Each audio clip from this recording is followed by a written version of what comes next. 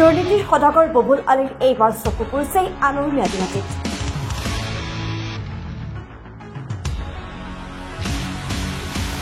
খবৰ অনুসৰি মৰিগাঁও মেকিৰগাঁও গাঁও পঞ্চায়তৰ 2024-25 বিত্তীয় বৰ্ষৰ MGNREGA আঁচনিৰ জৰিয়তে পঞ্চায়তটোৰ 3 নং ৱাৰ্ডত নিৰ্মাণ হ'ব এটা একুইল বান্ধ আৰু লোকৰ ম্যাদী মাটিত জুই জবৰদস্তি কৰি নিৰ্মাণ কৰিব লৈছে এটি একুইল বান্ধ। বান্ধটোৰ নিৰ্মাণৰ বাবে হেনো আবেদন কৰিছে 150জন লোকে, কিন্তু গৰাকীয়ে সেই কথা গমেই নাপায়। ক'ৰবাৰ পৰা ভাড়া দি টকা দি 1000 টকা দি মানুহ আনি কিনে ইয়াত মানে চহী কৰা এই ৰাস্তাটো হ'ব লাগে বুলি ক'লে ব্লকত তেওঁ এপ্লিকেশ্যন কৰি ৰাস্তাটো কাম আনিছে। 150 মানুহে চহী কৰি দিছে, সেইটোতো কেনেকুৱা হেৰি আপুনি কমপ্লেইন দিলেতো নহ'ব।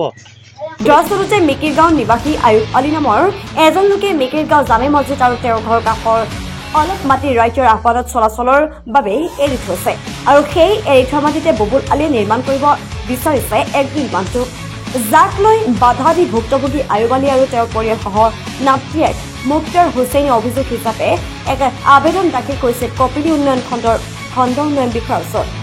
কাম আনিছে আজি যিহেতু মই ব্লকত গ'লোঁ, ব্লকত যোৱাৰ পিছত বাইদেৱে মোৰ দৰখাস্তখন একচেপ্ট কৰা নাই, কিন্তু সেই আবেদন নাকচ কৰিলে খণ্ড উন্নয়ন বিষয়াগৰাকীয়ে, যাৰ বাবে সংবাদ মাধ্যমৰ সহায় ল'বলৈ বাধ্য হ'ল ভুক্তভোগী আয়ুব আলী। প্ৰশ্ন হয়, মাটিৰ গৰাকীৰ অজ্ঞাতে কিদৰে ববুল আলীয়ে নিৰ্মাণ কৰিব এই বান্ধ? কিয় বাৰে বাৰে এইজন দুৰ্নীতিপৰায়ণ ঠিকাদাৰ ৰূপী ৱাৰ্ড সদস্যই নিজ মইমতালিৰে কৰে প্ৰতিটো আঁচনিৰ কাম?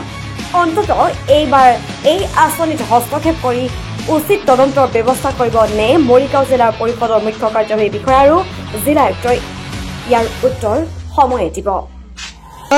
ৰাস্তা আহা বুলি কোৱাৰ লগতে মই কৈছোঁ যে এইটো ৰাস্তা হ'ব নোৱাৰে, এইটো আমাৰ নিজা নিজা মাটি, ইয়াত ৰাস্তা নহয়।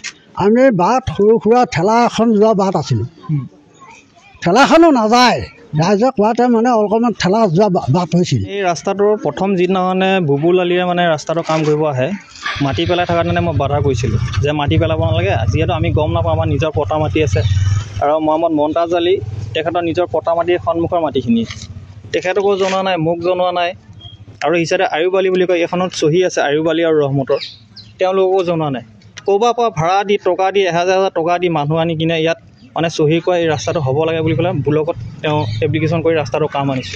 ইঞ্জিনিয়াৰ কৃষ্ণ বুলি কয়, তেখেতে এইটো ৰাস্তাৰ বিনিময়ত 1 লাখ টকা লৈছে ববুল আলীৰ পৰা। মানে আজি ইয়াত মানে ফটো মাৰিব আহিছিলে কৃষ্ণ আৰু কি চিত্ৰ আৰু উৎপল, তেখেতসকলকো বাধা কৰিছিলে আমাৰ বোৱাৰীজনীকো তেখেতসকলে ধমকি দিছে পঞ্চায়তৰ কৰ্তৃপক্ষ বিভাগৰ পৰা। তেওঁলোকে ধমকি দিয়া অধিকাৰ ক'ত পালে? মই কৈছিলোঁ যে ইয়াত ফটো নামাৰিব, যিহেতুকে আমি বাটটো নিদিওঁ, আমাৰ বাটটো হৈ কাজিয়া হৈছে, ধৰক খেদি অহা হৈছে, আমাৰ শহুক লাখুটি লৈছে মাৰিবৰ কাৰণে। আমি ইয়াৰ গুণ্ডা কেইজনমান আছে, সিহঁতক লৈ পেলাই মানে ৰাস্তাটো ঠিক কৰিছে মাৰিম বুলি।